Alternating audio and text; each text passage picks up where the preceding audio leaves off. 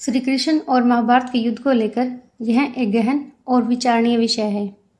श्री कृष्ण, जो कि महाभारत के प्रमुख पात्रों में से एक है, ने इस महाकाव्य में महत्वपूर्ण भूमिका निभाई है। नमस्कार, भक्ति कथा और कहानी में आपका स्वागत है।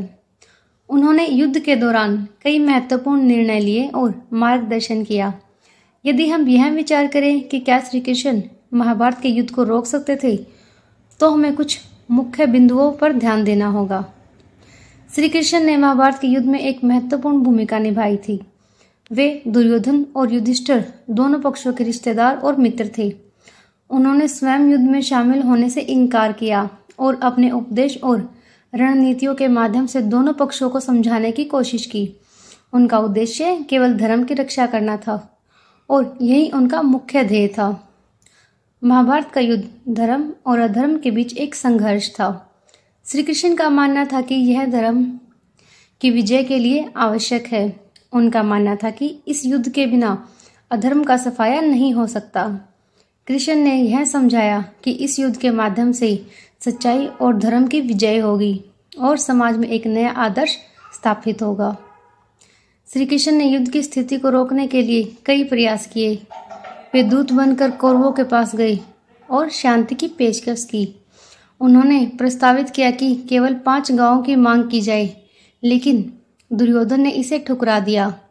इसके बावजूद कृष्ण ने शांति के प्रयास को नहीं छोड़ा और युद्ध की स्थिति को टालने की पूरी कोशिश की। श्री कृष्ण ने यह समझाया कि युद्ध के माध्यम से धर्म की विजय होगी और अधर्म का अंत होगा।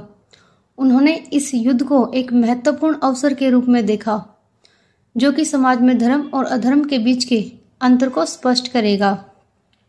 उन्होंने यह भी कहा कि युद्ध का परिणाम धर्म की विजय और अधर्म की हार होगा।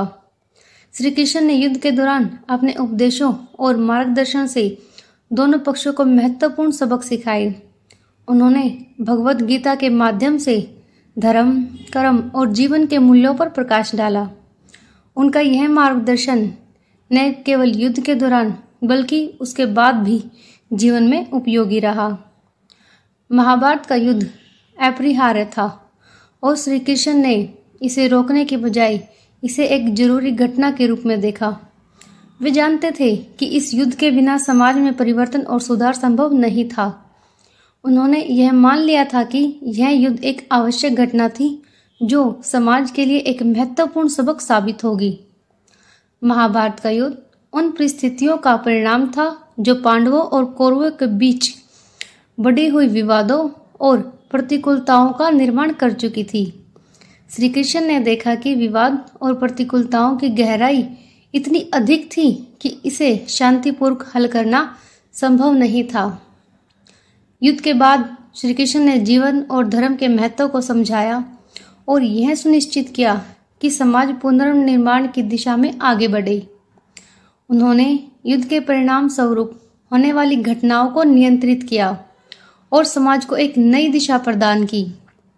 श्री कृष्ण के पास एक दिव्य दृष्टिकोण था और उन्होंने इस दृष्टिकोण से महाभारत के युद्ध को देखा।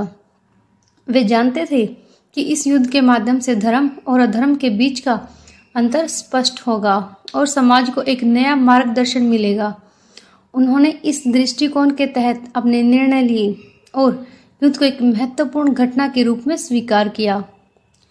श्री कृष्ण ने युद्ध की नैतिकता पर भी विचार किया और यह समझाया कि युद्ध कभी भी प्राथमिक विकल्प नहीं होना चाहिए।